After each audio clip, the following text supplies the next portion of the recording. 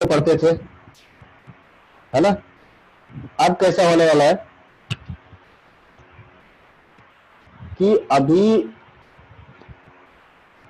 आपका जो बोर्ड होगा, मतलब आप सिलेबस सिलेक्ट करोगे, आप अपने सब्जेक्ट को सिलेक्ट करोगे 9th 10th 11th 12th से, है ना। 9th में ही आपको आपका ऑब्जेक्टिव क्लियर करना पड़ेगा कि हमें करना क्या है। बेसिकली पहला होता था कि 10th करने के बाद हम लोग सिलेक्ट करते थे कि फिजिक्स, केमिस्ट्री, मैथ्स या बायोलॉजी, पर अब ऐसा नहीं है।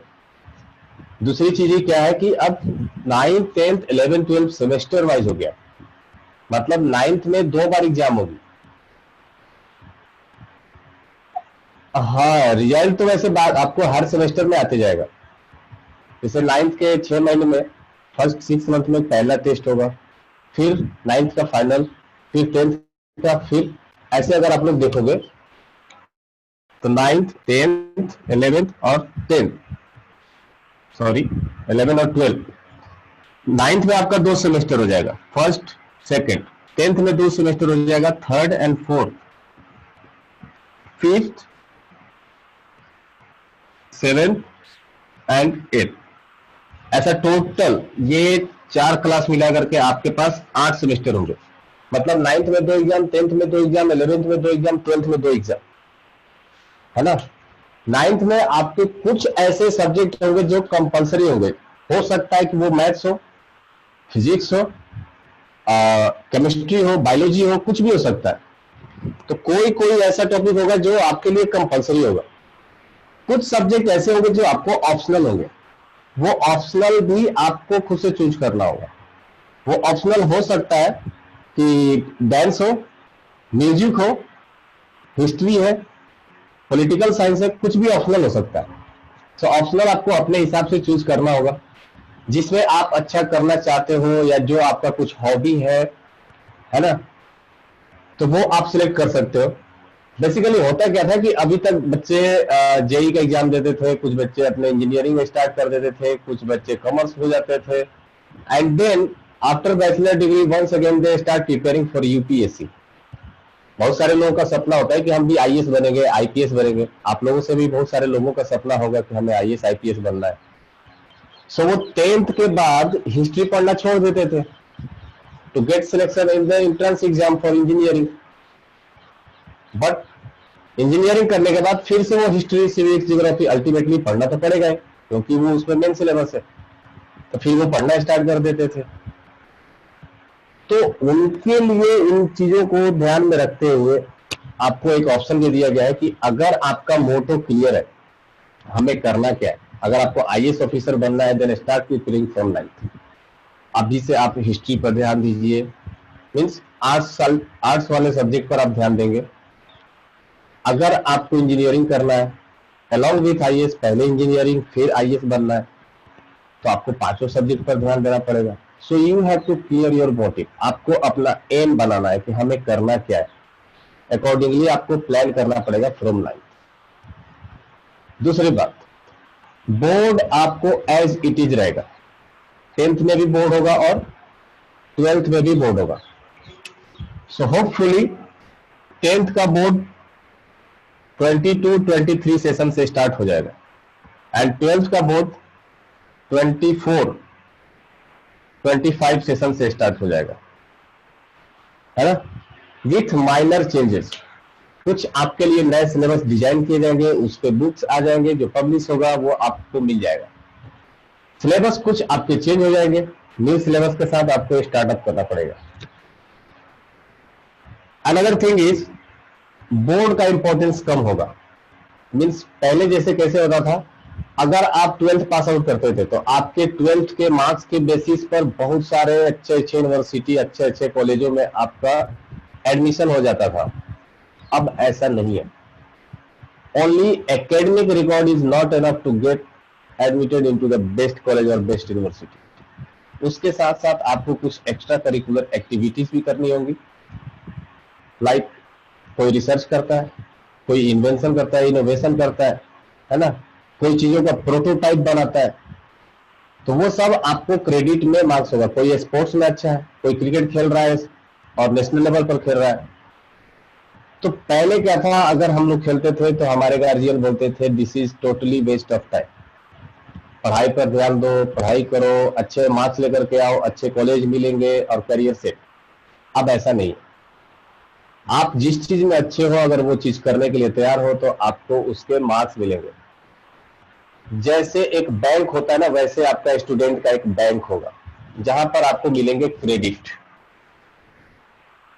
क्रेडिट मतलब समझ रहे हो ना, जैसे पैसा हो गया ना, वैसा पैसे टाइप के आपको क्रेडिट, एक स्कोर मिलेगा कि आप उस फील्ड में कितने अच्छे हो, है ना। अभी भी ये चीजें होती थी बट फॉरेन यूनिवर्सिटी में, जैसे आपको किसी भी फॉरेन का अच्छे यूनिवर्सिटी में, ऑक्सफोर्ड हो गया या एमआईटी हो गया, कॉर्नेल हो गया, अगर आपको किसी भी अच्छे यूनिवर्सिटी में अगर आपको एडमिशन लेना था तो वहां पर आपके मार्क्स इनफ नहीं थे। Means you scored 90% in your field, आप हो सकता है 12th में 90% स्कोर किए हो, पर ऐसा नहीं है कि उस 90% के वजह से ही आपको एडमिशन मिल जाएगा। नो, अलॉन्ग विथ आपके अदर एक्स्ट्रा करिकुलर एक्टिविटीज क्या है उसके ऊपर भी वो डिपेंड करता था। ओके, सो अब ये न्यू चेंजेस किए गए, सिर्फ और सिर्फ आपके एकेडमिक्स मार्क्स के ऊपर ही नहीं होगा। अनदर थिंग इज कि जो क्वेश्चन का पैटर्न था पहले क्या था, फिक्स था। अब और वो क्वेश्चन भी आता था कैसा कि जो प्रीवियस ईयर में क्वेश्चन आ चुका है उसके 10-12 क्वेश्चन, उसके प्रीवियस ईयर क्वेश्चन याद कर लो, आपको पढ़ने की जरूरत नहीं है, उसी में से कोई ना कोई एक क्वेश्चन आएगा और मार्क्स भर भर के मिल जाएंगे, 95%, 97%, 98%, इवन 100%। पर अब ऐसा नहीं है, बुक से आपको आए क्वेश्चन ऐसा फिक्स नहीं होगा, है ना। कंसेप्चुअल बेस्ड होगा, जो बच्चे पढ़े हैं, जो चीजों को समझे हैं, वही क्वेश्चन को अच्छे से कर पाएंगे।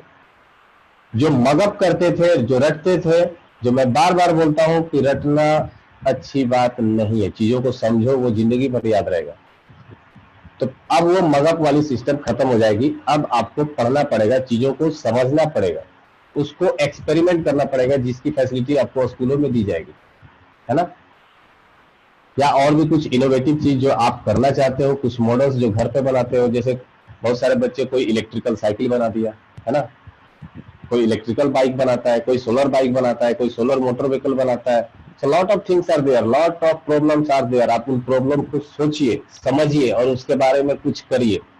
यू आर द यूथ, हम लोग का आने वाला समय का आप ही हीरो हो, है ना। तो चीजें कोई बाहर से निकल करके नहीं आती हैं, जो हमारे आसपास की जो प्रॉब्लम्स हैं उन्हीं को सॉल्व करने पर एक नई चीज बनती है ना। जब हवा नहीं चलता है, गर्मी लगता था, उस प्रॉब्लम को सॉल्व किया गया तो पंखा बना। जब लोग दूर होते थे, चिट्ठी पहुंचने में देरी होती थी, तो उस चीज के लिए टेलीफोन बना। तो प्रॉब्लम सॉल्व करते करते ही हम लोग आज इस स्टेज में। आपके आसपास अभी भी बहुत सारे प्रॉब्लम है, अगर उसके बारे में अगर आप सोचेंगे, उसको सॉल्व करने की कोशिश करेंगे, तो आप एक नया इनोवेटिव आइडिया लेकर के आएंगे, कुछ एक इनोवेशन लेकर के आएंगे। और सिर्फ आइडिया नहीं चाहिए, सिर्फ दिमाग में नहीं चाहिए, आपको उसको पूरा भी करना है। उसके लिए आपको जो भी सपोर्ट होगा from wherever you want, आपको वो सपोर्ट दिया जाएगा, है ना। अभी भी अगर आपके दिमाग में कोई आइडिया आता है तो प्लीज शेयर। हम लोग का, आप लोग को जो भी टीचर पढ़ाते हैं, they all are engineer and they all are coming from some kind of industrial background. सबको पता है कि काम कैसे होती है या कौन सी चीजों को कैसे रिजॉल्व कर सकते हैं। तो वो आप आइडिया शेयर करोगे तो आपको बताया जा सकता है। So start preparing from right now, कोई दूसरा टाइम नहीं आएगा, अभी से ही आपको सोचना स्टार्ट करेगा, तभी आप एक extra ordinary student with the well credit, अच्छे क्रेडिट के साथ आप निकल करके आओगे, ठीक है।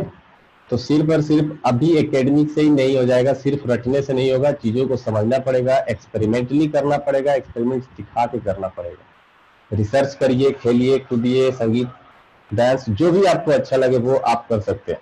This is the new type of education policy, ठीक है। सो बोर्ड रहेगा, ये सोचने वाली बात नहीं है कि अच्छा चलो बोर्ड हट गया। 10th और 12th बोर्ड अभी भी रहेगा एज इट इज, जैसे पहले था। क्वेश्चन का पैटर्न बदल जाने वाला है। पहले 9th और 11th में बच्चे पढ़ते नहीं थे, क्यों? क्योंकि 9th में बोर्ड ही नहीं था, 11th में बोर्ड नहीं था, तो पढ़ते थे क्यों? 10th में जाकर के पढ़ते थे, क्योंकि 10th में बोर्ड होता था, बोर्ड में अच्छे नंबर लेकर के आए, पापा खुश, मम्मी खुश, नंबर आ गए, सब कुछ ठीक है। पर प्रॉब्लम किधर आती थी, जब वो हायर एजुकेशन को जाते थे, तब हायर एजुकेशन में उनको समझ में नहीं आता था और बच्चा ड्रॉप आउट। सो ये अब नहीं होने वाला है। अब आपको क्या करना पड़ेगा, 9th से स्टडी करना स्टार्ट करना पड़ेगा, बिकॉज 9th का मार्क्स, 10th का मार्क्स, 11th का मार्क्स और 12th का मार्क्स, इन सबको कंबाइन करके एक होल क्रेडिट बनेगा। सो आप लोग इस रेंज में आने वाले हो। आप लोग अभी 10th में हो, सॉरी 8th में हो, 2 साल के बाद आपकी 10th होगी, तो हो सकता है कि आप इस रेंज में आप फॉल डाउन कर जाओगे। जो 10th का जो नया बोर्ड होगा वो पैटर्न आपको फॉलो करना पड़ेगा। सो उसके लिए प्रिपेयर रहिए, अभी से कुछ वैसा ही प्लान करेंगे, ठीक है। चीजें समझ में आई आप लोगों को। जो कुछ नया बदलने वाला है वो आप उसका पार्टिसिपेंट होने वाले हैं। पहला शायद पहला ही आप ही लोग होंगे। चलिए, तो आई होप कि सब लोग ज्वाइन हो चुके हैं, अपना लेक्चर स्टार्ट करेंगे। अगर आप लोगों को न्यू एजुकेशन पॉलिसी पर आपको और भी जानना है तो यूट्यूब पर भी और भी सारे वीडियो हैं, या अगर आपको अलग से समझना होगा तो उसके लिए अपन लोग एक नया सेशन भी प्लान करेंगे। ऑलरेडी बहुत सारे वीडियो है, आप उनको देखोगे तो चीजें समझ में आ जाएगी कि न्यू एजुकेशन पॉलिसी में क्या क्या होने वाले हैं, तो आप लोग उसको देखिए जरा। चलिए आगे बढ़ते हैं अपन लोग, आज का क्लास स्टार्ट करते हैं। तो सब लोग आ गए हैं, जरा देख लूं कौन कौन है। आलोक रंजन, अक्षत, अनीश, अंशुल, आर्य, कर्तव्य, प्रत्युष, रौनक, समीर, सम्या, शिवम, स्वाति। अच्छा शिवम सर, ठीक है, स्वाति। सो सब लोग आ गए हैं, अपना क्लास स्टार्ट करते हैं अपन।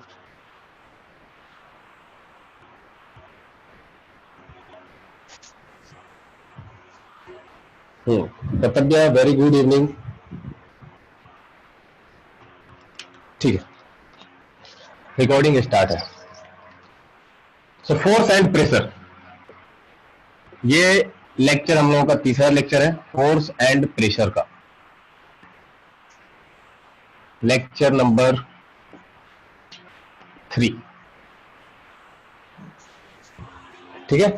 सो आज का जो हम लोगों का क्लास होगा वो कुछ होगा कॉमन टाइप ऑफ फोर्स का स्टडी हम लोग जो करेंगे। कॉमन टाइप ऑफ फोर्स, जो जनरली सबसे ज्यादा जिससे इंटरेक्शन होता है उस तरह का फोर्सेस के बारे में स्टडी करेंगे। आप लोगों को बताऊंगा मैं कि ये इसका डिफिनेशन क्या होता है और ये होता कैसा है, तो वो सारी चीजें मैं आपको बताऊंगा इसमें। चलिए नेक्स्ट होगा सेकंड पार्ट, जहां पर हम लोग जानेंगे प्रेशर कैसा होता है ना। और अगर टाइम बच गया, थर्ड, तो pressure due to liquid and gas. कोई तो जो है वो अनम्यूट है, can you please unmute yourself, please check yourself. Alok Ranjan, ठीक है, चलिए। सो अगर टाइम बचा तो लास्ट का ये टॉपिक होगा। इससे पहले हम लोग टॉपिक 1 और टॉपिक 2 ये क्लियर करके लेंगे, ठीक है, ओके। आई होप सबको क्लियर होगा ये आज की क्लासेस ऐसे होगी। सो क्लास स्टार्ट करने से पहले एक बार हम लोग अपन लोग प्रीवियस जो भी हम लोग पढ़े हैं उसको एक बार रिवाइज कर लेते हैं कि अभी तक हम लोग क्या क्या पढ़ चुके हैं। सौम्या, वेरी गुड इवनिंग, ठीक है, आशुतोष भी आ गया, चलो अच्छा। सो अभी तक जो हम लोगों ने पढ़ा था वो ऐसा है कुछ कि सबसे पहले फोर्स का डिफिनेशन पढ़े थे। वो क्या था, सिंपल लैंग्वेज में बोले एक लाइन में तो पुश और पुल को हम लोग बोलते हैं फोर्स, है ना। और जो एक मैंने डिफिनेशन लिखाया था वो क्या लिखाया था, a force is that physical quantity which can change a state of motion shape and size and tends to change state of motion shape and size. Tends का मतलब होता है कोशिश करना, मतलब या तो वो चेंज कर दे या चेंज करने की कोशिश करे, दोनों ही केस में हम लोग क्या करते हैं, फोर्स अप्लाई करते हैं। या वन लाइन में कहे तो जो पहला डिफिनेशन था पुश और पुल, अगर किसी चीज को धक्का दो या किसी चीज को खींचो तो उसको हम लोग बोलेंगे फोर्स अप्लाई कर। फोर्स का यूनिट होता है उसको हम लोग बोलते हैं न्यूटन, और ये होता है एम के एस सिस्टम में, और एसआई यूनिट भी होता है न्यूटन। 1 न्यूटन को हम लोग केजी मीटर पर सेकेंड स्क्वायर भी बोल सकते हैं। उसके बाद फोर्स का यूनिट होता है डायल, और ये किस में होता है, सीजीएस सिस्टम में। इसको हम लोग बोल सकते हैं centimetre, centimetre gram per second square. So 1 newton is equal to 10⁵ newton होता है। ये हम लोगों ने पहले देख चुका है। उसके बाद फोर्स के कुछ प्रॉपर्टी बता रहे हैं, that force is a vector quantity. इसका मतलब क्या हो गया कि फोर्स को मेजर करने के लिए मैग्नीट्यूड के साथ साथ डायरेक्शन की भी जरूरत पड़ती है। अगर डायरेक्शन पता ना हो तो फोर्स को हम लोग मेजर नहीं कर सकते, फिर फोर्स का कोई मीनिंग नहीं होता है। फॉर एग्जाम्पल, अगर आपको कहा जाए कि ऑब्जेक्ट के ऊपर या किसी गाड़ी को 20 न्यूटन से धक्का दिया जा रहा है, इसका मतलब क्या हो गया कि गाड़ी पर 20 न्यूटन का धक्का किस डायरेक्शन में दिया जा रहा है ये पता नहीं है, तो गाड़ी किस डायरेक्शन में मूव करेगा ये भी हमें पता नहीं है, गाड़ी मूव भी करेगा या नहीं करेगा ये भी हमें पता नहीं है। सो फोर्स को मेजर करने के लिए मैग्नीट्यूड के साथ साथ डायरेक्शन की जरूरत होती है। That's why it is a vector quantity and it follows all the laws of vector law. तो वेक्टर के सभी लॉ को ये फॉलो करता है। अभी वेक्टर का लॉ क्या होता है ये हमारे स्टैंडर्ड में अभी नहीं है, तो जब हम लोग 11th में जाएंगे तब हमें वेक्टर लॉ को डिटेल में पढ़ने को मिलेगा। ओके, तो ये हो गया फोर्स। उसके बाद हम लोगों ने पढ़ा था फोर्स के टाइप्स। तो फोर्स के टाइप में हो गया, पहला हो गया जिसको हम लोग बोलते थे कॉन्टैक्ट फोर्स, और दूसरा बोलते थे non contact force. Contact force उसको बोलते थे जिसके इफेक्ट को प्रोड्यूस करने के लिए टू बॉडीज को कॉन्टैक्ट में आना जरूरी होता था। जब तक वो कॉन्टैक्ट में नहीं होंगे तब तक उसका इफेक्ट नहीं दिखेगा। फॉर एग्जाम्पल, मस्कुलर फोर्स, अगर किसी भी चीज को अगर आपको खींचना है तो आपको उसको पकड़ के खींचना पड़ेगा। यस, आर्या भारद्वाज, इन्होंने रेज हैंड किया है। Arya Bhardwaj, can you please raise hand को डिसलेक्ट कर दीजिए, ठीक है।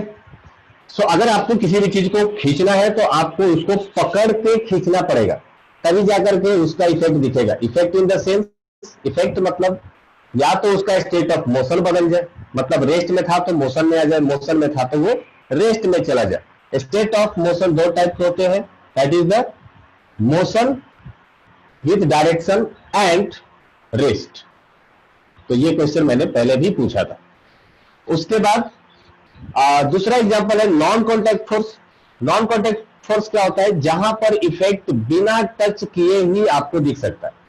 Means when there is no contact, despite of that you can see the effect of force on the body. For example, gravitational force, अगर pen ऊपर से रख दे यहां पर और इसको छोड़ दे तो ये नीचे की तरफ गिर जाएगा, that is due to the gravitational force. Gravity earth के साथ वो टच में भी नहीं है बट फिर भी वो गिर गया, that is the non contact force. उसके बाद फोर्स का दो और टाइप पड़े थे जिसको बोलते हैं बैलेंस्ड फोर्स और एक को बोलते हैं अनबैलेंस्ड फोर्स। बैलेंस्ड फोर्स का मतलब क्या हो गया था, जब किसी भी बॉडी के ऊपर सभी डायरेक्शन से लगने वाले फोर्स इक्वल होते थे, या in other words we can say that if the net force acting on a body is zero then it is said to be balanced force. उसका हमने एक फिगर बनाया था कि एक ब्लॉक के ऊपर दो साइड से हमने फोर्स दिखाए थे और दोनों का अगर मैग्नीट्यूड सेम हो, डायरेक्शन अपोजिट हो, तो वो हो जाएगा क्या, बैलेंस्ड फोर्स। अनबैलेंस्ड फोर्स का मतलब क्या हो गया, जहां पर नेट फोर्स जीरो नहीं हो उसको हम लोग बोलते हैं अनबैलेंस्ड फोर्स। बॉडी में इफेक्ट तभी दिखेगा जब आपके बॉडी पर अनबैलेंस्ड फोर्स दिखेगा। अगर आपके बॉडी पर बैलेंस्ड फोर्स बन रहा है तो बॉडी में कोई भी इफेक्ट नहीं दिखेगा, कोई भी चेंजेस आपको देखने को नहीं मिलेगा। यही बोलता है न्यूटन का फर्स्ट लॉ। न्यूटन का फर्स्ट लॉ क्या कहता है कि body will maintain its state of motion unless and until an external force applied on it, an unbalanced external force applied on it. जब तक कि इस बॉडी के ऊपर कोई अनबैलेंस्ड एक्सटर्नल फोर्स अप्लाइड नहीं होता तब तक बॉडी का अपना स्टेट ऑफ मोशन मेंटेन करेगा। मतलब बॉडी मोशन में होगा तो मोशन में ही रहेगा, बॉडी रेस्ट में है तो रेस्ट में ही रहेगा। न्यूटन के फर्स्ट लॉ से ही हम लोग एक्सप्लेन कर पाते हैं कि जो हमारे अर्थ का रोटेशन है सभी जगह। Yes Raunak, it is also known as inertia. Very good, very good. So Newton के फर्स्ट लॉ से ही हम लोग एक्सप्लेन कर पाते हैं कि जो भी हमारे स्पेशियल बॉडीज है लाइक अर्थ, मून, सन, ये सब के सब रोटेट करते हैं, सब के सब घूमते हैं। यू नो सन भी घूमता है with the speed of 255 kilometre पर सेकेंड। तो ये सब लोग रोटेट करते हैं। ये क्यों रोटेट करते हैं? इनके पीछे कोई इंजन तो लगा हुआ नहीं है, तो ये रोटेट क्यों करते हैं? बिकॉज इनको अपोज करने वाला कोई फोर्स नहीं, इनके ऊपर लगने वाले सारे के सारे फोर्स क्या है? बैलेंस्ड है। ओके, इसलिए ये हमेशा मूव करते रहते हैं। ठीक है, यह न्यूटन का फर्स्ट लॉ। न्यूटन का सेकेंड लॉ भी हम लोगों ने देखा था, वो क्या था कि force applied on a body is equal to the rate of change of momentum. जहां से एक इक्वेशन डिराइव हो गया था फोर्स के लिए, वो क्या था? Force is equal to mass into acceleration. Force is equal to mass into acceleration, ये वाला। यहां पर एम क्या था? मास है, और ए क्या है? एक्सेलरेशन है। सो जो हम लोगों ने यूनिट जो देखा था KG metre per second square, वो भी यहीं से आता है। मास का यूनिट क्या होता है? केजी। एक्सेलरेशन का यूनिट होता है मीटर पर सेकंड स्क्वायर। तो फोर्स का जो यूनिट आ गया वो kg metre per second square is equal to 1 newton. ये भी हमने यहां से ही कैलकुलेट किया था।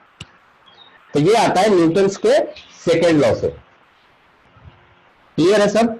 न्यूटन्स का थर्ड लॉ था, वो क्या था? Every action has equal and opposite reaction. इसका एग्जांपल भी था, अगर किसी ने आपको थप्पड़ मारा तो आप उसको रिवर्ट में एक थप्पड़ लगाते हो। मींस अगर आप किसी ऑब्जेक्ट को पुश करते हो या पुल करते हो तो वो ऑब्जेक्ट भी आपके ऊपर फोर्स लगाता है, same of the same magnitude but opposite direction. जैसे अगर आप बोर्ड को पुश करते हो तो बोर्ड भी हमें पुश करता है। अगर मैं उसको पीछे की तरफ धक्का देता हूं तो बोर्ड हमें किधर की तरफ धक्का देता है? आगे की तरफ देता है। इसका एग्जांपल है कि अगर आप कभी बोर्ड पर बैठे, बोर्ड पर नाव, अगर आप बोर्ड पर से कूदोगे नीचे, है ना, तो बोट पीछे की तरफ जाएगा और आप आगे की तरफ जाओगे। अगर आप बोट पर से नीचे कूदोगे तो बोट पीछे की तरफ जाएगा और आप आगे की तरफ जाएगा। क्यों? क्योंकि हमने जितना फोर्स उस पर पीछे की तरफ लगाया, बोट ने हमारे ऊपर भी उतना ही फोर्स लगाया। नेट फोर्स अप्लाइड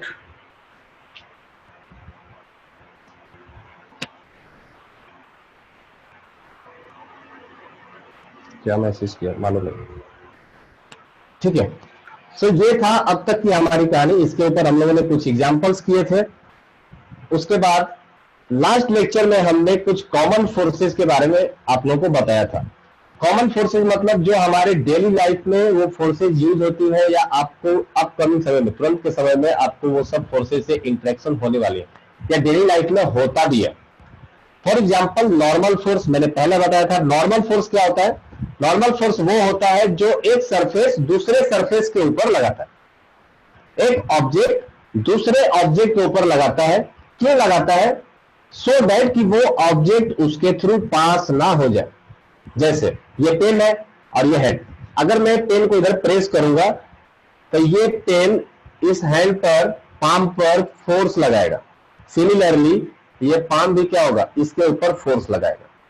ये फोर्स क्यों लगा रहा है? क्योंकि पेन इसके थ्रू पास नहीं कर सके, इसके लिए। अगर ये पेन पास आउट कर देगा तो ये फोर्स नहीं लगा पाएगा, है ना।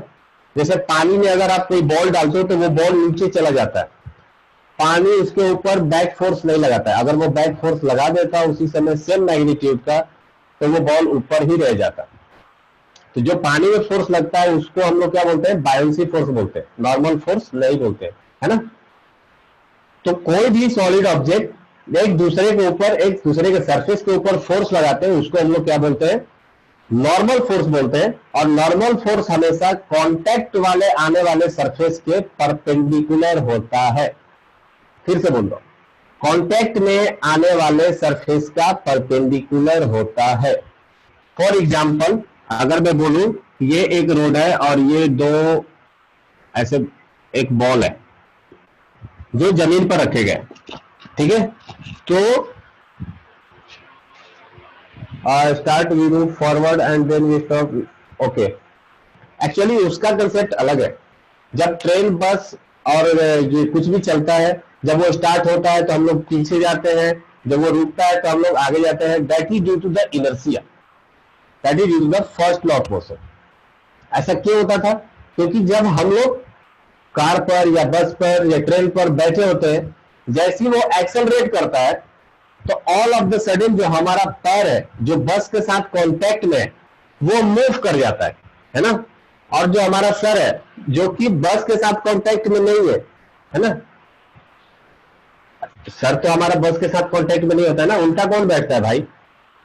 तो पैर जो कांटेक्ट में है वो आगे बढ़ता है और जो सर है वो अपने पोजीशन को मेंटेन करने की कोशिश करता है due to the first law, Newton's law of motion, है ना। अगर समझो कि मैं यहां पर खड़ा हूं, है ना, मेरा पोजीशन अभी यहां पर है, किसी ने आया मुझे धक्का दे दिया, या बोल सकते हो कि बस जो है वो आगे की तरफ मूव किया, तो जब आगे की तरफ मूव करेगा तो मैं कैसे चला जाऊंगा? पीछे जाऊंगा। क्यों? क्योंकि मैं अपने ओरिजिनल पोजीशन को मेंटेन करने की कोशिश करूंगा। So that was due to the first law of motion, not due to the contact force, है ना। सो कॉन्टैक्ट फोर्स क्या हो जाएगा कि अगर मान लो कोई ऑब्जेक्ट है जिसको हम लोग ने जमीन पर रखा है, अगर ये जमीन नहीं होता तो ये ऑब्जेक्ट नीचे चला जाता, या अगर ये जमीन सॉलिड नहीं होता तो भी ये अंदर धंस जाता, है ना। क्योंकि ये अंदर धंस नहीं रहा है, वो क्यों नहीं धंस रहा है? बिकॉज ये सॉलिड फोर्स, ये जो सॉलिड अर्थ है या सॉलिड सरफेस बोलो, ये इसके ऊपर क्या करेगा? ऊपर की तरफ एक फोर्स लगाएगा, नॉर्मल फोर्स, और वो कितने के बराबर होगा? जितना कि इस ऑब्जेक्ट का वेट होगा नीचे की तरफ, mg के बराबर। तभी जाकर के ये दोनों फोर्स एक दूसरे को बैलेंस कर देंगे, है ना। तो इस ऑब्जेक्ट के ऊपर नेट फोर्स क्या हो जाएगा? F net is equal to 0। क्यों? क्योंकि नॉर्मल फोर्स बराबर हो जाएगा mg के बराबर। तो देखो, सेम मैग्नीट्यूड का एक फोर्स ऊपर लग रहा है और एक फोर्स नीचे लग रहा है। अगर मैं एक साइड में फोटो बना के बताऊं तो ये फोर्स कैसा लगेगा? एक नॉर्मल फोर्स ऊपर और एक नीचे के तरफ mg के बराबर। और ये नॉर्मल फोर्स कितने के बराबर हो जाएगा? mg के बराबर हो जाएगा। तो जब इस ऑब्जेक्ट के ऊपर नेट फोर्स 0 होगा तो ऑब्जेक्ट क्या करेगा? अपने स्टेट ऑफ मोशन को मेंटेन करेगा। अगर ये रेस्ट में होगा तो रेस्ट में रहेगा, अगर ये मोशन में होगा तो मोशन में ही रहेगा। यहां तक क्लियर है क्या? लास्ट क्लास में हमने बताया था आप लोगों को नॉर्मल फोर्स के बारे में। अब उससे आगे यहां तक किसी को डाउट है, कोई तकलीफ है तो कृपया बताएं, या कोई क्वेश्चन हो तो वो भी बताएं। Is there low gravity in water? Right, नहीं तो वाटर में ग्रेविटी कम नहीं होता है, वाटर में एक एक्स्ट्रा फोर्स लगता है ऊपर की तरफ जो उसके इफेक्ट को कम कर देता है। बेसिकली देखो क्या होता है, सपोज दैट कि इसमें पानी भरा हुआ है ना, और अगर कोई चीज, कोई ऑब्जेक्ट अगर आप यहां से फेंकते हो नीचे की तरफ तो ये नीचे आएगा और इसमें डूबेगा। डूबेगा तो ऊपर की तरफ, आर्किमिडीज प्रिंसिपल का नाम सुने होंगे, एक ऊपर की तरफ फोर्स लगता है जिसको हम लोग बोलते हैं बायोंट फोर्स, और नीचे की तरफ gravitational force as it is लगेगा, mg फोर्स। आशुतोष, एक्चुअली जब प्रेशर पढ़ेंगे तो मैं बता दूंगा, थोड़ी देर में स्टार्ट हो जाएगा, है ना। वैसे बताया था न्यूटन पर मीटर स्क्वायर होता है, ठीक है। तो आर्किमिडीज प्रिंसिपल थोड़ा सा अगर आप लोग जानते होंगे तो या वैसे ही बताया था कि अगर पानी के अंदर आप कोई मग डालते हो तो छोड़ोगे तो वो मग, उल्टा करके मग डालोगे तो वो मग कैसा आ जाएगा? उछल के बाहर आता है। That is due to the buoyant force. तो वो बायोंट फोर्स लिक्विड लगाता है किसी भी जो ऑब्जेक्ट जो डूबा हुआ है पानी के अंदर उसके ऊपर की तरफ लगाता है। तो मान लीजिए कि ये बायोंट फोर्स है Fb के बराबर और ये एक उसका वेट है नीचे की तरफ mg के बराबर। तो अब इस ऑब्जेक्ट के ऊपर अगर मैं बोलूं कि नेट फोर्स निकालिए, कितना? Fb, ऊपर की तरफ और नीचे की तरफ mg, दोनों का डायरेक्शन उल्टा है, तो नेट फोर्स अगर एफ नेट निकालना होगा तो हम लोग क्या करेंगे, mg माइनस एफ बी करेंगे और एफ बी माइनस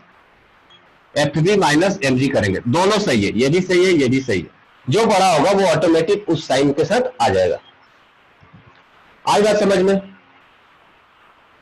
कर्तव्य sir due to surface tension, yes Kartavya surface tension भी होता है, बट सरफेस टेंशन का कंसेप्ट मैं अभी आप लोगों को नहीं बताना चाहता, बिकॉज वो थोड़ा सा मालूम नहीं है, आप लोगों को शायद पता होगा या नहीं पता होगा। सरफेस टेंशन भी एक फोर्स होता है जो लिक्विड और लिक्विड, मतलब दो मॉलिक्यूल्स के बीच में जो फोर्स लगता है, लिक्विड एंड सॉलिड के बीच में, या दो मॉलिक्यूल्स के बीच में, लिक्विड एंड लिक्विड के बीच में, तो उसको एक फोर्स बोलते हैं जिसको सरफेस टेंशन, बट उसका जो फोर्स होता है बहुत कम होता है, बहुत ज्यादा इफेक्टिव नहीं होता है ना। सो उस चीज को हम लोग नेग्लेक्ट करते हैं जनरली, पर हाँ अगर सरफेस टेंशन के क्वेश्चन पूछा जाएगा तो वहां पर नेग्लेक्ट नहीं करेंगे, but in this case we can neglect, क्योंकि उसका जो मैग्नीट्यूड होता है इनके कंपेयर में काफी छोटा होता है ना। ओके सो अच्छा, अब अगर नॉर्मल किसी अगर ऑब्जेक्ट की बात करें जो हवा में गिरता है तो उसके ऊपर नेट फोर्स कितना लगता है, mg के बराबर। अब कोई बाउंड फोर्स नहीं है, बाउंड फोर्स है ड्यू टू एयर, बट वो बाउंड फोर्स बहुत ही कम है, तो उसको हम लोग क्या करते हैं, नेग्लेक्ट कर देते हैं। अब बोलोगे कि हवा में भी बाउंड फोर्स लगता है, हाँ लगता है, हवा में बाउंड फोर्स लगता है तभी तो बैलून उड़ता है ना। या फिर वो जो पैराग्लाइडिंग करते हैं वो भी तो उसी की वजह से पैराग्लाइडिंग कर पाते हैं, क्योंकि हवा के वजह से बाउंड फोर्स ऊपर की तरफ लगता है। बट अगर मैं एक सिग्निफिकेंट मास छोटे साइज को अगर कंपेयर करूं तो वहां पर हवा के वजह से जो बाउंड फोर्स लगेगा उसको नेग्लेक्ट कर दिया जाएगा, क्योंकि वो बहुत ही छोटा क्वांटिटी है ना। तो यहां पर अगर देखिएगा तो फोर्स कितना है, mg है, और यहां पर फोर्स कितना है, mg माइनस एफ है, मतलब mg से तो कोई ना कोई फोर्स छोटा ही होगा ऑब्वियसली, क्योंकि कुछ ना कुछ घटा रहे हैं इसमें से, है ना। इसलिए पानी में डालने पर कोई ऑब्जेक्ट धीरे धीरे नीचे गिरता है देन कि किसी भी ऑब्जेक्ट को हवा में गिराया जाए या वैक्यूम में गिराया जाए, ठीक है। सो आई थिंक ये क्लियर होगा ये बात। चलिए, ग्रेविटेशनल फोर्स पानी के ऊपर डिपेंड नहीं करता या किसी भी मीडियम के ऊपर डिपेंड नहीं करता है। ओके, सो नेक्स्ट टॉपिक होगा आफ्टर नॉर्मल फोर्स, हम लोग आगे बढ़ते हैं, friction force. Friction force Hindi में इसको बोलते हैं घर्षण। ठीक लिखा है ना, घर्षण मतलब क्या हो गया, अगर दो चीजों को कहते हैं कि दो चीजों को अगर रगड़ो तो घर्षण होता भी है। अगर हाँ पाम को वैसे ठंडे के दिनों में क्या करते हैं, रगड़ते हैं, रगड़ने की वजह से क्या होता है, हीट मिलता है, फिर उसको ऐसे सेक देते हैं, है ना, तो गर्म लगता है। बेसिकली ये होता क्यों है, that is all due to the friction, ठीक है। ये फ्रिक्शन ही है जो हम लोगों को चलने में मदद करता है। अगर फ्रिक्शन नहीं होता है, सपोज दैट बारिश के दिनों में जो मिट्टी जो गीली हो जाती है उस पर चलने में मुश्किल होता है, हम लोग कितना धीरे धीरे चलते हैं संभल संभल के, है ना। या अगर आपको किसी भी ऐसा स्मूथ सरफेस पर दौड़ने को बोल दिया जाए तो आप गिर जाओगे, बिकॉज फ्रिक्शन कम होता है, ठीक है। तो ये फ्रिक्शन है जो हम लोगों को चलने में हेल्प करता है, किसी चीज को पकड़ने में हेल्प करता है। अगर मैं इस ऑब्जेक्ट को ऐसे रख पा रहा हूं, क्यों, क्योंकि ये हमारे फिंगर्स और इस पेन के बीच में फ्रिक्शन लग रहा है। अगर फ्रिक्शन नहीं होता, ये बहुत स्मूथ होता, चिकना होता, तो ये पकड़ नहीं पाता, मैं ये छूट जाता मेरे हाथों से, है ना। जैसे किसी भी चीज पर ऑयल लपेट करके अगर आप उसको उठाने की कोशिश करोगे तो वो क्या हो जाता है, छिटकने लगता है, गिरने लगता है, क्यों, क्योंकि ऑयल की वजह से फ्रिक्शन कम हो जाता है। तो फ्रिक्शन बहुत सारे चीजों में हमारे लिए हेल्पफुल भी है, बहुत सारे चीजों में हमारे लिए अनहेल्पफुल भी है। मतलब ये वो दवा है जो अच्छा भी है और इसका साइड इफेक्ट भी है। जैसे अगर आप कोई मोटरसाइकिल चलाता है, साइकिल चलाता है, उसका बेयरिंग खराब हो जाता है, क्यों खराब हो जाता है, ड्यू टू द फ्रिक्शन, क्योंकि वो फ्रिक्शन ही है जो उसको बार बार घिस घिस के छोटा कर देता है। तो अगर उसके रिंग बॉल छोटे हो जाएंगे तो बेयरिंग खराब हो जाएगा, टूट जाएगा वो, है ना। बहुत सारे जो मैकेनिकल पार्ट्स है जो आपके मशीन्स में लगते हैं वो टूट जाते हैं। क्यों? फ्रिक्शन की वजह से। वो फ्रिक्शन है जो चीजों को जैम कर देता है और ब्रेकडाउन, टूट गया वो, है ना। जो हम लोग का जो पेट्रोल गाड़ी का जो इफिशियंसी है, जो हम लोग पेट्रोल डालते हैं, किसी का माइलेज 70 किलोमीटर पर आवर है। माइलेज मतलब होता है ना कि 1 लीटर में कितना किलोमीटर जाता है। किसी का 70 किलोमीटर है, किसी का 50 किलोमीटर है, किसी का 200 किलोमीटर है। This is all due to the friction. किसी में फ्रिक्शन ज्यादा है, किसी में फ्रिक्शन कम है। जिसमें फ्रिक्शन ज्यादा होगा उसका माइलेज कम होगा, जिसका फ्रिक्शन कम है उसका माइलेज ज्यादा होगा। इसलिए हल्की गाड़ियों का माइलेज ज्यादा होता है, ज्यादा हेवी गाड़ी का माइलेज कम होता है। क्योंकि जितना ज्यादा भारी उतना ज्यादा फ्रिक्शन। भारी का मतलब जैसे एक बार ऐसे हल्का हल्का आप ऐसे अगर रगड़ करोगे तो कम हीट जनरेट होगा, और ज्यादा जोर से अगर ऐसे करोगे प्रेस करके तो ज्यादा हीट जल्दी प्रोड्यूस होगा। इसका मतलब अगर आप ज्यादा फोर्स लगाते हो देन फ्रिक्शन ज्यादा होता है, देन जब फोर्स कम लगाते हो तो फ्रिक्शन कम होता है। ये फ्रिक्शन होता क्यों है यार? ये फ्रिक्शन को तो होना ही नहीं चाहिए था। अरे नहीं, ऐसा नहीं है। फ्रिक्शन नहीं होता तो हम लोग गिर जाते, चल ही नहीं पाते। क्या मून पर भी फ्रिक्शन होता है? क्या सभी जगह फ्रिक्शन होता है? हाँ, सब जगह होता है। जब दो सरफेस आपस में टकराएंगे तो फ्रिक्शन होगा। वो मून पर भी होगा, अर्थ पर भी होगा, सन पर भी होगा। तो क्या गैस के साथ भी फ्रिक्शन होता है क्या? हाँ, होता है। गैस की वजह से भी फ्रिक्शन होता है। जो भी मेट्रॉइड्स जो आते हैं हमारे एटमॉस्फेयर में वो जल जाते हैं, हमारे अर्थ तक पहुंचते पहुंचते जल जाते हैं। क्यों जल जाते हैं? क्योंकि वो इतने स्पीड में आते हैं कि गैस मॉलिक्यूल के साथ वो रगड़ खा खा के उनमें आग लग जाती है। दो चीजों को रगड़ोगे तो उससे आग भी निकलती है, चिंगारी निकलती है। तो वो मेट्रॉइड्स हमारे एटमॉस्फेयर में जल जाते हैं due to the friction of air. तो ये फ्रिक्शन सब जगह है। जब दो ऑब्जेक्ट के बीच में रिलेटिव मोशन होगा तब जाकर के फ्रिक्शन लगेगा, और यही फ्रिक्शन का डिफिनीशन भी है। ठीक है, तो फ्रिक्शन सभी जगह है। क्या स्पेस में फ्रिक्शन है? स्पेस इन द सेंस जहां पर कि कोई एयर नहीं हो। जैसे अर्थ के एटमॉस्फेयर से आप बाहर निकल गए, वहां पर कोई एयर नहीं है, कुछ भी नहीं है। क्या वहां पर फ्रिक्शन है? नहीं है। एक वही एक जगह है जहां पर फ्रिक्शन नहीं है। क्यों? क्योंकि बाहर कोई आपके आसपास मॉलिक्यूल ही नहीं है, कोई एयर नहीं है, कुछ भी नहीं है। तो आपके बाहरी सरफेस से कोई टकराने वाला नहीं है, कोई रिलेटिव मोशन नहीं हो रहा है, तो वहां पर फ्रिक्शन नहीं लगेगा। लेकिन क्या स्पेस में मोटरसाइकिल चलाएंगे तो पहिया में फ्रिक्शन होगा? हाँ, होगा। क्योंकि उस पहिए में क्या है, एक बॉडी जो रोटेट कर रहा है, उसके लिए किसी एयर मॉलिक्यूल्स की जरूरत नहीं है। वो तो आपस में ही ऐसे ऐसे घर्षण हो रहा होता है, उसमें रिलेटिव मोशन हो रहा है, तो वहां पर तो फ्रिक्शन है। तो फ्रिक्शन वहीं पर होगा जब दो सरफेस के बीच में रिलेटिव मोशन होगा। रिलेटिव मोशन बोलते हैं एक दूसरे के रेस्पेक्ट में मोशन। जैसे ये मेरा एक पाम है और ये दूसरा पाम है, ये इधर जा रहा है और ये इधर जा रहा है। इसका मतलब इन दोनों के बीच में क्या हो रहा है? रिलेटिव मोशन हो रहा है। एक ऑब्जेक्ट इधर गया, एक ऑब्जेक्ट इधर गया, है ना। और अगर सेम डायरेक्शन में भी जा रहे हैं, जैसे ये एक धीरे चल रहा है और ये ऊपर का हाथ तेजी से चल रहा है ना, सेम डायरेक्शन में जा रहे हैं तो भी। तो अगर दो सरफेस के बीच में रिलेटिव मोशन होगा तब फ्रिक्शन फोर्स लगेगा। ठीक है, तो फ्रिक्शन फोर्स के डिफिनीशन में ही होता है। क्या होता है फ्रिक्शन फोर्स? डिफिनीशन होगा friction force, friction force is that force which opposes the motion between two surfaces.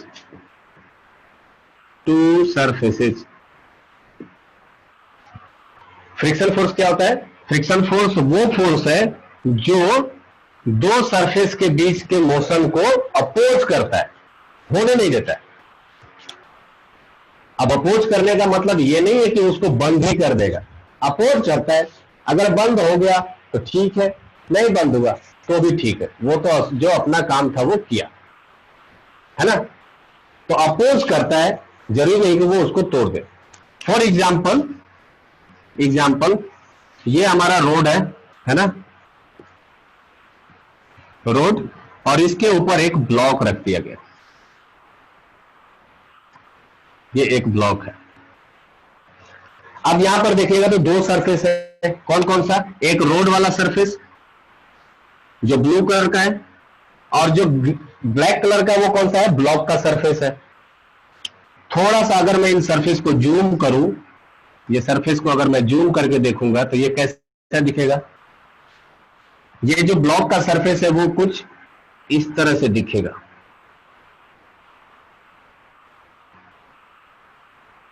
ये मैंने ऐसा क्यों बनाया, क्योंकि सरफेस रफ होता है ना, ये इतना भी स्मूथ नहीं है कि एकदम से स्ट्रेट लाइन बन जाए, सरफेस रफ होता है।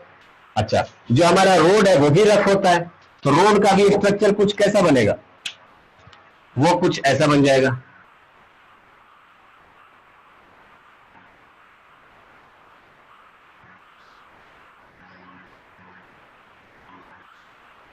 मान लीजिए कुछ ऐसा बन गया है ना।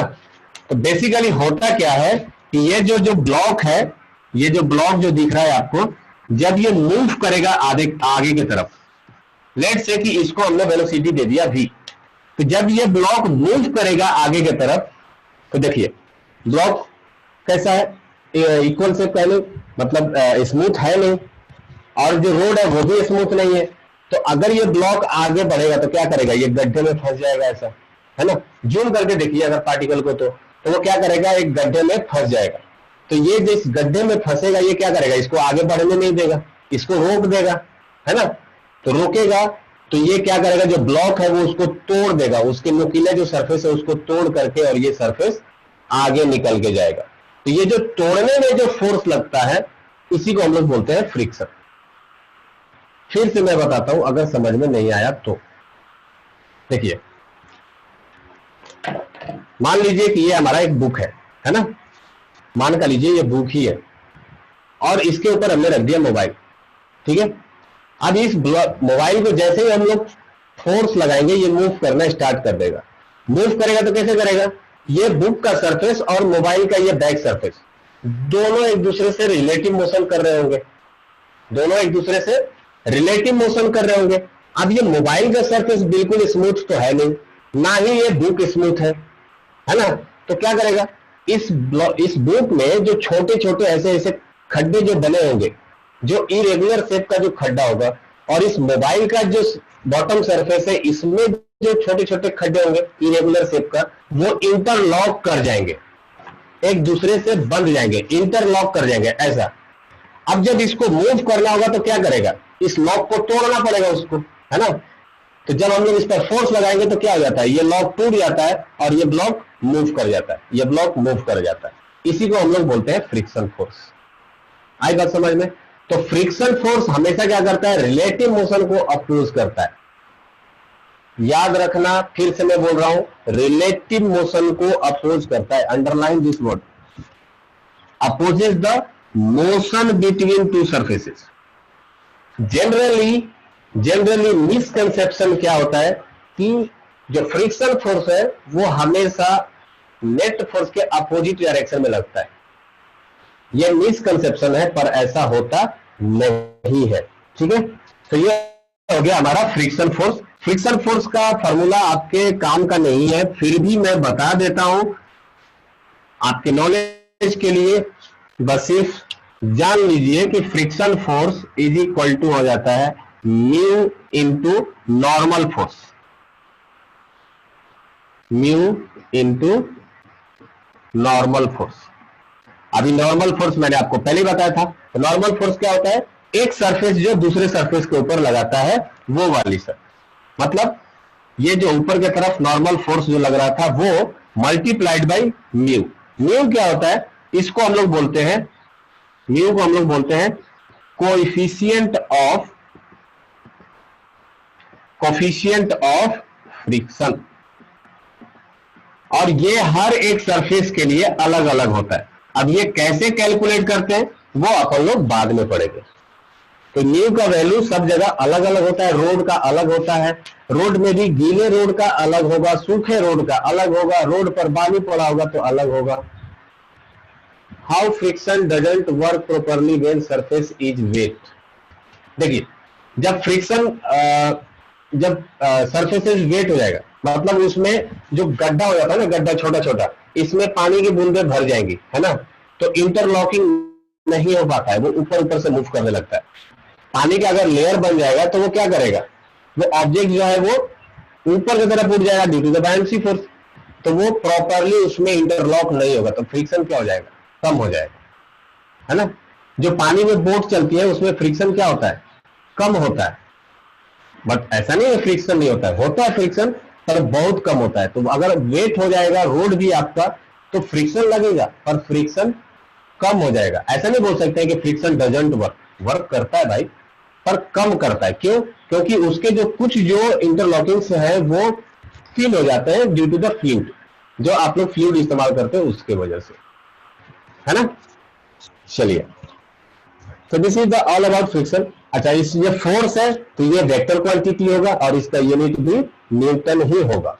तो friction is over. What is next? Next one is the spring force.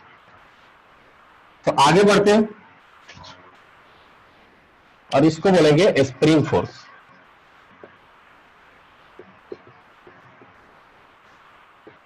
ये अभी सब के सब कांटेक्ट फोर्स के लिस्ट में। जैसे नॉर्मल फोर्स क्या था, कांटेक्ट फोर्स था, फ्रिक्शन फोर्स भी क्या है, कांटेक्ट फोर्स है। जब तक कांटेक्ट नहीं होगा, कांटेक्ट नहीं होगा तो फ्रिक्शन।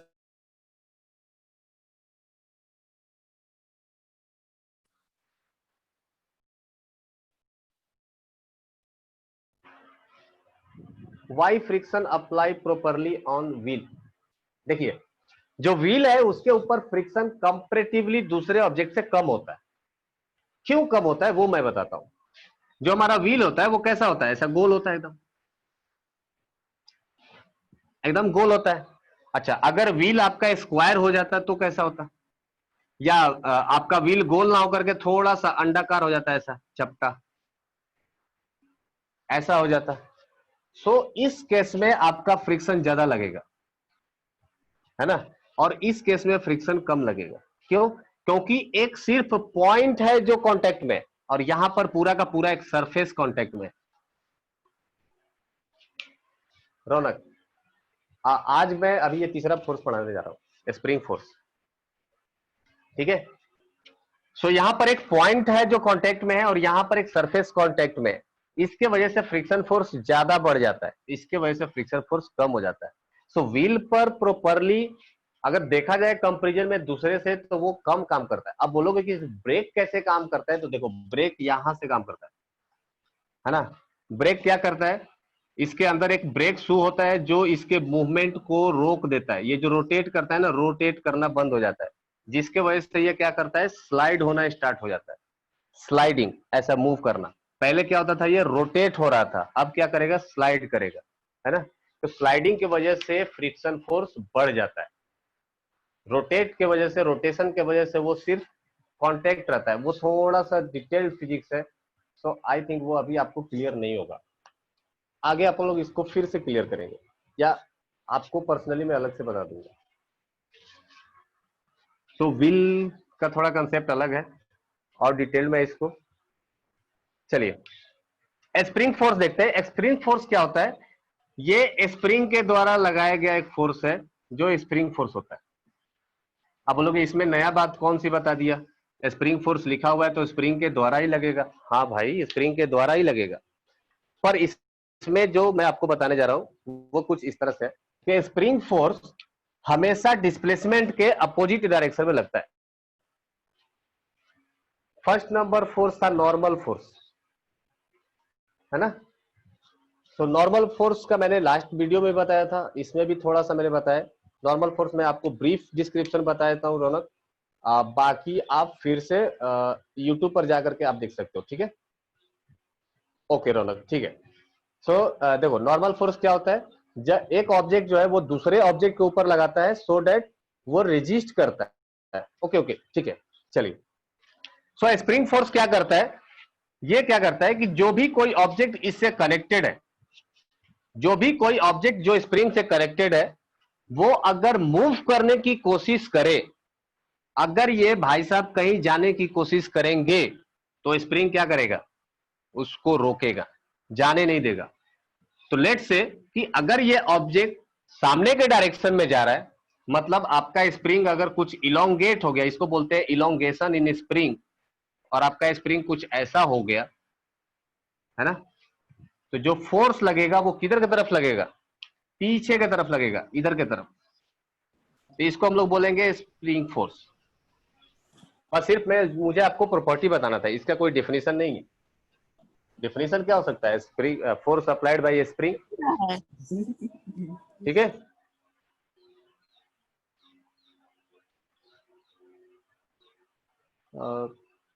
कोई तो अनम्यूट हो जाता है, चलिए। Ali Abbas, how it works वो मैं आपको बताता हूं। देखिए बेसिकली स्प्रिंग क्या होता है ना, किसी मेटल को आप लोग गोल गोल घुमा देते हो, इसके वजह से वो स्प्रिंग फोर्स मतलब कैसा होता है, सर्कुलर कॉइल की तरह दिखता है, एक कॉइल की तरह ऐसा स्प्रिंग दिखता है। तो जब हम लोग इसको खींचते हैं है ना, मतलब उसको क्या करते हैं, उसके स्टेट ऑफ मोशन में, उसके शेप में हम लोग चेंज करते हैं किसी भी चीज को। जैसे आटा को है ना, आटा को अगर आप प्रेस करोगे तो थोड़ा सा अगर प्रेस करोगे तो वापस से वो फूल जाएगा। क्यों? क्योंकि कोई नहीं चाहता है कि अपने जिंदगी में वो बदलाव करे। जैसे तुम बैठे हुए कुर्सी पर, किसी ने बोला बेटा पानी लेकर के आओ, अंदर से तुम्हारी इच्छा तो नहीं होती है यार कि जाके पानी लेके आए, पर ठीक है पापा हैं, बड़े हैं, बोल दिए तो जाके लाना पड़ता है, पर लाना नहीं चाहते हो। तो कोई नहीं चाहता है कि हमारी जिंदगी में बदलाव हो। सेम कंडीशन होता है स्प्रिंग के साथ भी। ये बेचारा बंधा हुआ होता है, अपने नॉर्मल स्टेट में होता है, नहीं चाहता है कि ये मूव करे इधर उधर, ठीक है। स्प्रिंग फोर्स का एसआई यूनिट एज यूजुअल जो फोर्स का होता है न्यूटन। अगर फोर्स है तो सेम रहेगा, न्यूटन ही होगा उसका भी। सो स्प्रिंग फोर्स अपने लेंथ में बदलाव नहीं चाहता है, जैसे ही वो बदलाव होगा वो अपने ओरिजिनल स्टेट में आने की कोशिश करता है। फोर्स इसी की वजह से लगता है। अगर आप उसको कंप्रेस करोगे तो वो आगे बढ़ने की कोशिश करेगा, और अगर आगे खींच दोगे तो वो पीछे आने की कोशिश करेगा, ठीक है। और ये हर एक मैटर के साथ होता है, जरूरी नहीं ये स्प्रिंग ही नहीं है, हर किसी के साथ होता है। अगर आप उसको प्रेस करोगे तो वो वापस अपने पोजीशन को रिटेन करेगा। हाँ, पर ऐसा होगा कि अगर आप स्प्रिंग को बहुत ज्यादा खींच दोगे, तोड़ ही डालोगे उसको, तो फिर वो वापस नहीं आएगा। तो एक सर्टेन लिमिट होता है जहां तक हर ऑब्जेक्ट अपने ऊपर प्रेशर को सस्टेन कर लेता है।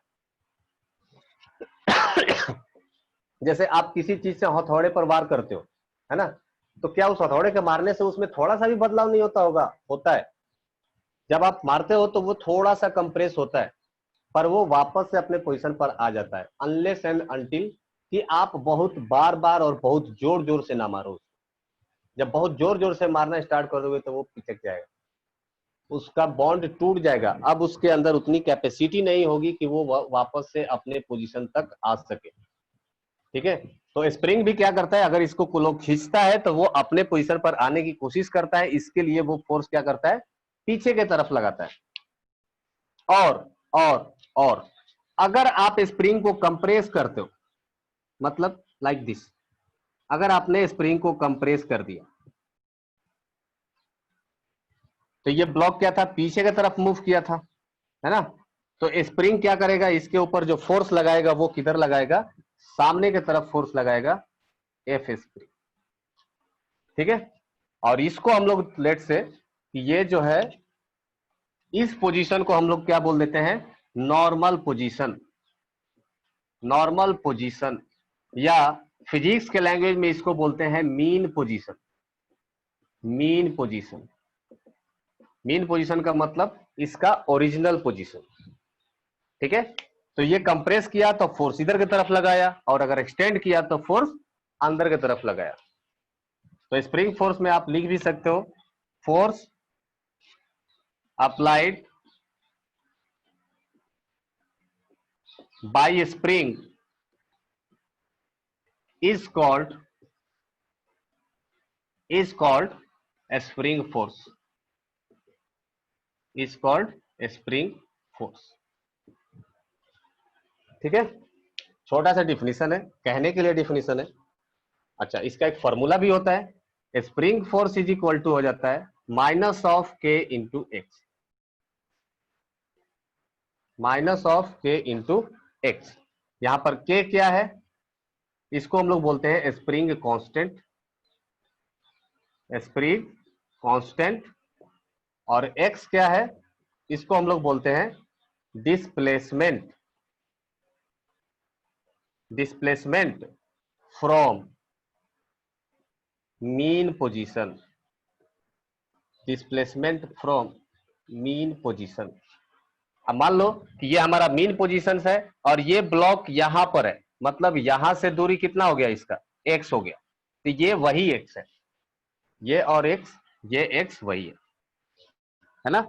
स्प्रिंग कांस्टेंट ये आपको हर एक स्प्रिंग का अलग अलग होता है, depends upon the material of spring. ये स्प्रिंग प्लास्टिक का बना है, ये स्प्रिंग स्टील का बना है या एल्युमिनियम का बना है, उस चीज पर डिपेंड करेगा कि के का वैल्यू क्या होगा। दूसरी चीज की स्प्रिंग का डायमीटर कितना है, स्प्रिंग का नंबर ऑफ कॉइल्स कितने हैं, उस चीज पर भी डिपेंड करेगा के का वैल्यू कितना है। तो के का वैल्यू जनरली क्वेश्चंस में दिए होते हैं, आपके तो क्वेश्चंस में आएंगे भी नहीं। तो ये हो गया स्प्रिंग कांस्टेंट। नेक्स्ट फोर्स के बाद आगे बढ़ते हैं। मस्कुलर फोर्स आपको पहले से पता होगा,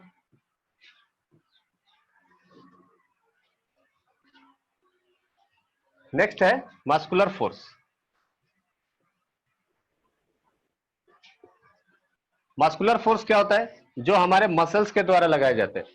मसल्स पता है ना, ये वाला मसल्स, तो जो मसल्स के द्वारा जो फोर्स लगाए जाते हैं उसको हम लोग बोलते हैं muscular force.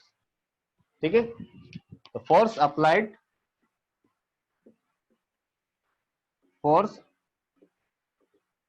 Applied by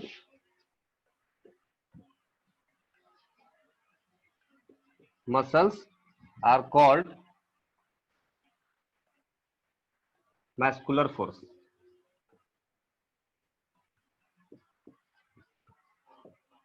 Example, pulling the door, door को पुल करते हो या पुश करते हो तो वो एक मैस्कुलर फोर्स का एग्जाम्पल है ना।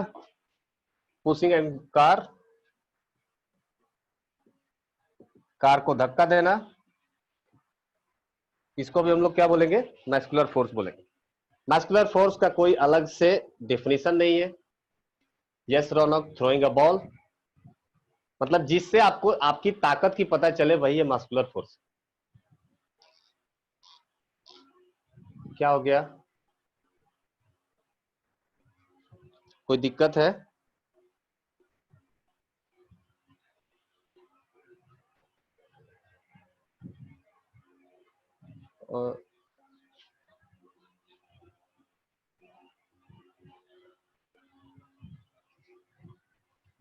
मस्कुलर फोर्स क्या दिक्कत है?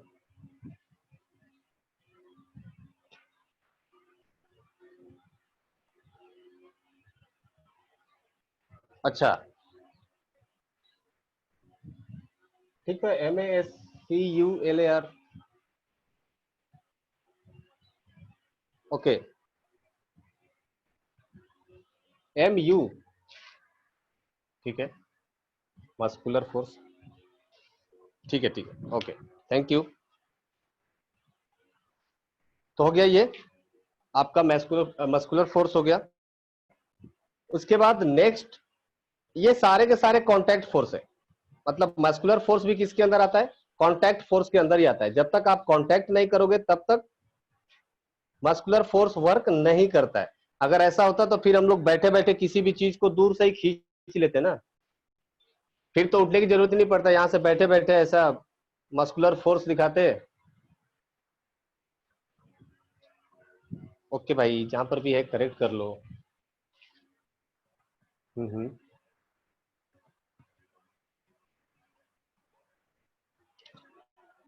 ठीक है, सो मस्कुलर फोर्स कौन सा फोर्स है, कॉन्टैक्ट फोर्स है, जो कि बैठे बैठे वो फोर्स नहीं लगाया जा सकता है जब तक कि आप चीजों के कांटेक्ट में नहीं आते हैं तब। इसका मस्कुलर फोर्स का कोई अलग से एग्जांपल नहीं, मतलब अलग से कोई फॉर्मूला नहीं है, ये हम लोग कैलकुलेट करते हैं force equal to mass into acceleration से। अगर किसी भी ऑब्जेक्ट का मास पता है, आप उसको कितना एक्सेलरेट करा पा रहे हो, वो एक्सेलरेशन को नोट डाउन करके मास से मल्टीप्लाई कर देंगे तो पता चल जाएगा कि आपके पास कितना मस्कुलर फोर्स है ना, मतलब आपके पास कितनी ताकत है।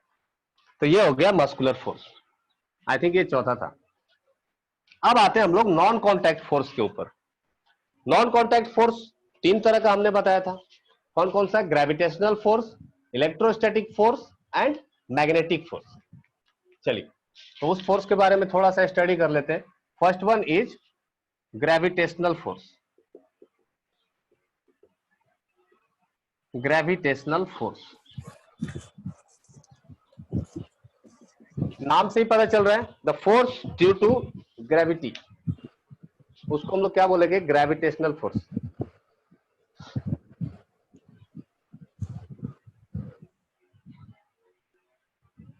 ठीक है। सो ग्रेविटेशनल फोर्स क्या होता है? ये ग्रेविटेशनल फोर्स का हिस्ट्री आप लोगों को पता ही होगा। ये तो वेल नोन है, सबसे ज्यादा बताया गया जो कहानी है वो यही है। न्यूटन साहब थे, उनके ऊपर सेव गिर गया और उस सेव के चक्कर में पूरा ग्रेविटेशनल का थ्योरी उन्होंने लिख डाला, है ना। सो ना वो सेव गिरा होता और ना ये ग्रेविटी पढ़ना पड़ता। पर ठीक है, अभी गिर गया, क्या करने का, तो हम लोग को पढ़ना पड़ेगा ग्रेविटेशनल फोर्स। और ग्रेविटेशनल फोर्स का उन्होंने एक नियम बताया था, एक डिफिनीशन हो गया, बन गया। और डिफिनीशन क्या आता है? The force acting between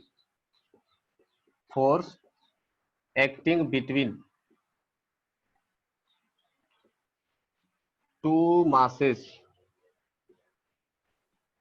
masses are called gravitational force,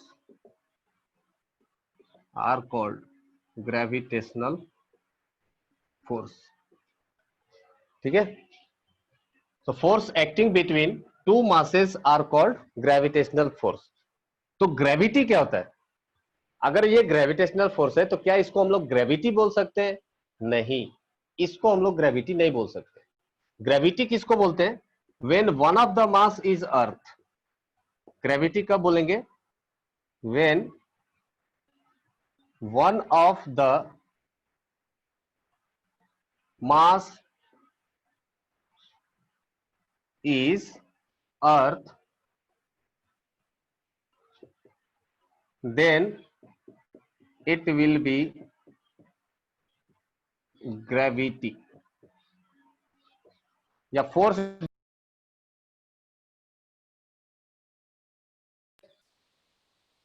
अगर एक कोई मास उसमें से ग्रेविटी, जैसे मून और सन के बीच में जो फोर्स लग रहा होगा वो ग्रेविटी नहीं है, वो है ग्रेविटेशनल फोर्स। या अगर आप मून पर जाकर के अगर आप पेन ड्रॉप करते हो नीचे की तरफ, तो वो ग्रेविटी के कारण नहीं, ग्रेविटेशनल फोर्स के कारण गिरता है। लेकिन अगर मैं अर्थ पर इस पेन को ड्रॉप करता हूं, नीचे गिरता है, that is due to the gravity. Gravity को ग्रेविटेशनल बोल सकते हैं, ग्रेविटी नहीं बोल सकते, है ना। सो इसका जो फॉर्मूला होता है वो फोर्स इज इक्वल टू होता है G m1m2 divided by r square. तो ये होता है ग्रेविटेशनल फोर्स का फॉर्मूला।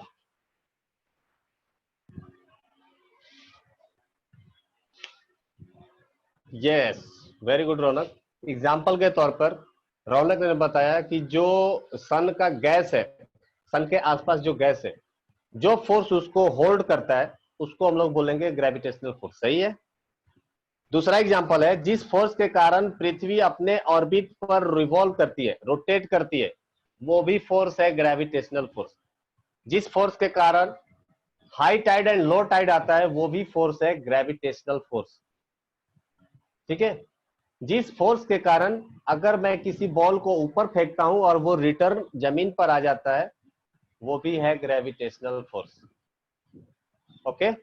जिस फोर्स के कारण हमारा ये एटमॉस्फेयर बना है, जिसके अंदर ऑक्सीजन है और हम लोग जो सांस ले रहे हैं, उसको भी हम लोग बोलेंगे ग्रेविटी, ग्रेविटेशनल फोर्स।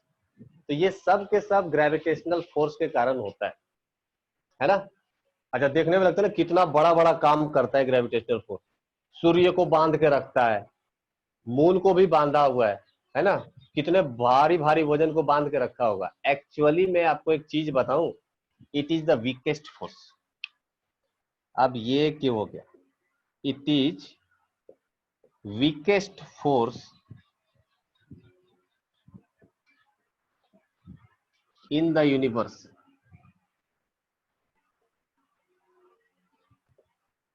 अभी तक के यूनिवर्स में हम लोग जितने भी फोर्स जानते हैं ना, उसमें से सबसे कमजोर वाला फोर्स है ये ग्रेविटेशनल फोर्स। लेकिन काम अगर सुनोगे तो बहुत बड़ा बड़ा है। यस रौनक, वेरी गुड। चलिए, सो ये हो गया ग्रेविटेशनल फोर्स, और इसका यूनिट भी वही होगा जो फोर्स का यूनिट होता है, न्यूटन। और ये कौन सा टाइप का फोर्स है? Non contact. Non contact, various kind of example जो हम लोगों ने डिस्कस किया है वो भी हो गया, है ना। उसके बाद आगे बढ़ते हैं। ग्रेविटेशनल फोर्स के बाद नेक्स्ट फोर्स जो आएगा वो होगा electrostatic force. So next force क्या हो जाएगा? Electrostatic force. अच्छा, फॉर्मूला में मैंने ये तो बताया नहीं, एक minute, G m1 m2 divided by r square. ये जी क्या है? जी को हम लोग बोलते हैं universal gravitational constant. Gravitational constant, और इसका वैल्यू होता है 6.67 इंटू 10⁻⁻11। यूनिट होता है न्यूटन मीटर स्क्वायर पर केजी स्क्वायर। बस सिर्फ जानने के लिए है, याद कर लीजिए, समझ जाइए। अगर किसी ने पूछा तो बताना होगा, अदरवाइज बाकी तो डिटेल में पढ़ेंगे ही अपन लोग। और आर स्क्वायर क्या है? आर बोलता हूं, आर क्या है? It is the distance between two masses. तो जो दो मास है जिनके बीच में ग्रेविटेशनल फोर्स लग रहा है, उन दोनों के बीच का जो डिस्टेंस होगा उसको हम लोग बोलेंगे आर। तो इस फॉर्मूले में आर वो है। चलिए नेक्स्ट आगे बढ़ते हैं। Electrostatic force, a place where gravity is high, time travel slow. अब तुम दूसरे फिजिक्स में जा रहे हो, उधर मैं नहीं जाऊंगा। उधर गया टाइम खत्म हो जाएगा उधर ही। इलेक्ट्रोस्टैटिक,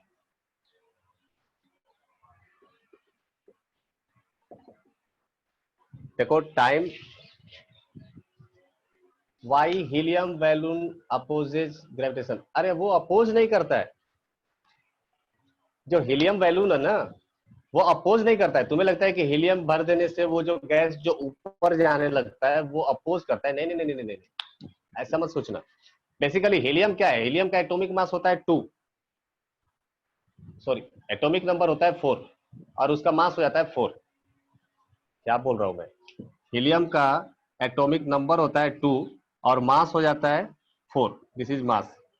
इसके पहले एक हाइड्रोजन ही है जो आता है जिसका एटॉमिक नंबर होता है 1 और एटॉमिक मास भी होता है 1, है ना। तो हाइड्रोजन के बाद अगर सबसे कोई हल्का एलिमेंट है तो वो है helium.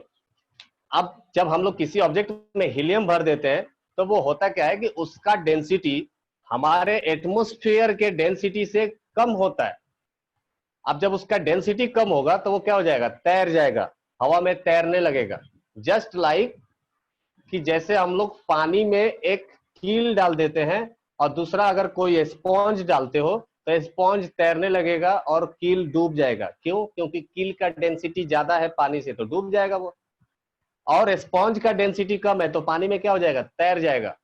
As it is same like that, जो हीलियम होता है उसका मास कम होता है, सो उसका डेंसिटी भी क्या हो जाएगा? कम हो जाएगा। तो जब डेंसिटी कम होगा तो वो क्या करेगा? हवा में तैरने लगेगा due to the buoyancy force. Buoyant force उसमें ज्यादा लगेगा, है ना। अभी तो बताया था थोड़ी देर पहले, बायोन्स फोर्स क्या लगता है? ऊपर की तरफ जो किसी फ्लूइड में अगर डाल देंगे तो ऊपर की तरफ फोर्स लगेगा, और जो इसका वेट होगा mg, वो नीचे की तरफ लगेगा, क्योंकि मास कम हो जाएगा तो बायोंड फोर्स क्या हो जाएगा, F V will be greater than M G, है ना। इक्वल होगा तो कैसे, कुछ भी नहीं करेगा, कुछ नहीं करेगा, इक्वल होगा तो कुछ नहीं कर पाएगा, ना वो उड़ेगा ना वो नीचे गिरेगा, बस ऐसे रह जाएगा हॉरिजॉन्टली, जहां पर ले जाके छोड़ दोगे वहीं पर रह जाएगा। हाँ रौनक, वो केमिस्ट्री में है, हीलियम के बाद लिथियम ही आता है, hydrogen, helium, lithium, beryllium, boron, carbon, वो सीरीज है पीरियोडिक टेबल, वो आप लोग याद करेंगे केमिस्ट्री में। फिलहाल इधर आते हैं ना। ओके समीर। सो इलेक्ट्रोस्टैटिक फोर्स, देखिए इलेक्ट्रो, नाम में ही छिपा हुआ इलेक्ट्रो, इलेक्ट्रो मतलब हो गया something related with the charge, है ना। तो जो चार्ज के बीच में जो फोर्स जो लगता है, यस रौनक, दो चार्ज के बीच में जो फोर्स लगता है उसको हम लोग बोलते हैं इलेक्ट्रोस्टैटिक फोर्स। तो हम लोग इसको बोल सकते हैं the force acting between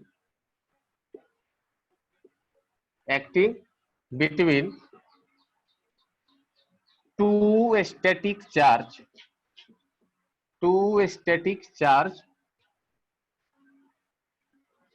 is called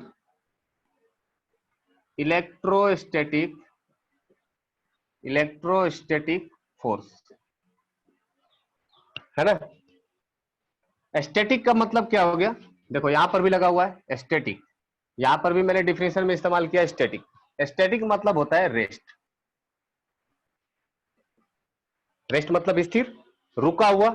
सो अगर दो चार्ज रुके हुए हैं, एक चार्ज है मान लो Q1 और दूसरा चार्ज है Q2, और दोनों के बीच में जो डिस्टेंस है अगर वो है R, तो इन दोनों के बीच में जो फोर्स लगेगा, लेट से कि एक फोर्स इधर की तरफ लग रहा है F1 और इधर की तरफ लग रहा है F2, तो ये F1 और F2 को हम लोग क्या बोलेंगे, F1 comma F2 is termed as electrostatic force, electrostatic force, है ना। और जो इनका फोर्स का फॉर्मूला हो जाएगा, वो फॉर्मूला होता है F इज इक्वल टू के Q1 Q2 divided by R square. जैसे ग्रेविटेशन का फॉर्मूला था वैसा ही देखो सिमिलर कुछ ना कुछ ये भी लग रहा है, सिर्फ वहां पर G की जगह यहां पर क्या आ गया, K आ गया, वहां पर मास था और यहां पर क्या आ गया, चार्ज आ गया, है ना। तो इस फोर्स का भी यूनिट क्या हो जाएगा, न्यूटन ही होगा। Q1 Q2 क्या है, चार्ज है, R क्या है, डिस्टेंस बिटवीन देम, और K क्या है, इसको हम लोग एक नया नाम देते हैं जिसको बोलते हैं परमिटिविटी ऑफ मीडियम। आपको जरूरत नहीं है, बस इतना ही जान लीजिए परमिटिविटी क्या होता है, परमिएबिलिटी क्या होता है, वो अभी आपको नहीं जानना है। चलिए, सो ये हो गया इलेक्ट्रोस्टैटिक चार्ज। अच्छा, इलेक्ट्रोस्टैटिक चार्ज का कोई प्रैक्टिकल एग्जांपल बता सकता है, किसी ने देखा इलेक्ट्रोस्टैटिक चार्ज, नहीं देखे हो, ये हो जाता है ना ऐसा, कॉम्बिंग करते हैं ऐसा करके, ओके अनीस देखे हो, देखो ऐसे कॉम्बिंग करके फिर ऐसे करते हैं तो देखो बाल ऐसे खड़े हो जाने लगते हैं, हाँ। या फिर आपके बर्थडे पार्टी में जो बैलून आता है, बैलून, है ना, उस बैलून को फुला करके और एक सिल्क के कपड़े पर ऐसे रगड़ दो, कॉटन पर, ठीक है, और रगड़ने के बाद उसको छोड़ दो हवा में, अगर वो हवा में छोड़ोगे तो ऐसे ही जाकर के वो छत से चिपक जाएगा, है ना। तो वो भी क्या है, एक टाइप का क्या है, वो इलेक्ट्रोस्टैटिक फोर्स है। चलिए, सो this is electrostatic force. Next आगे बढ़ते हैं टाइप ऑफ फोर्स में, magnetic force. Magnetic force, magnetic force क्या होता है, दो मैग्नेट के बीच में लगने वाले फोर्स को हम लोग क्या बोलेंगे, magnetic force. So this is the last one called as magnetic force. Force acting between two poles of a magnet is called magnetic force. तो किसी भी मैग्नेट के पोल्स के बीच में yes Raunak, lightning, I know lightning is example of electrostatic. So मैं उसको ज्यादा समझा नहीं सकता, इसलिए मैं आपको ज्यादा नहीं बताया। यस ठीक है, वेरी गुड। हमारे डेली लाइफ में लाइटनिंग होता है, लाइटनिंग जो होता है वो इलेक्ट्रोस्टैटिक फोर्स की वजह से ही होता है। दैट्स नाइस, वेरी गुड, अगर जानते हो तो अच्छी बात है। ठीक है, सो मैग्नेटिक फोर्स क्या होता है? जो दो मैग्नेट के पोल्स के बीच में जो फोर्स लगता है उसको हम लोग क्या बोलते हैं? मैग्नेटिक फोर्स बोलते हैं। अब मैग्नेट का दो पोल क्या होता है? एक पोल का नाम होता है जिसको हम लोग बोलते हैं नॉर्थ पोल, और एक को हम लोग क्या बोलते हैं? South pole. So this is north pole, very good, this is north pole and this is south pole. South pole, ठीक है। अगर मैं कोई दूसरा मैग्नेट लेकर के आता हूं, let's say this is south and this is north, तो ये क्या करेगा? ये magnet, yes, the both will repel each other. ये ब्लॉक इधर की तरफ मूव करेगा और ये ब्लॉक इधर की तरफ मूव करेगा। इसको हम लोग बोलते हैं फोर्स ऑफ रिपल्सन। तो ये कौन सा हो गया? एफ मैग्नेटिक, और ये कौन सा फोर्स हो गया? एफ मैग्नेटिक, है ना। सो मैग्नेटिक फोर्स में जो इंपॉर्टेंट पॉइंट है वो क्या है कि same pole repel each other, same pole unlike poles attract. Okay, very good. Same pole repel each other. And second one is unlike pole Attract each other.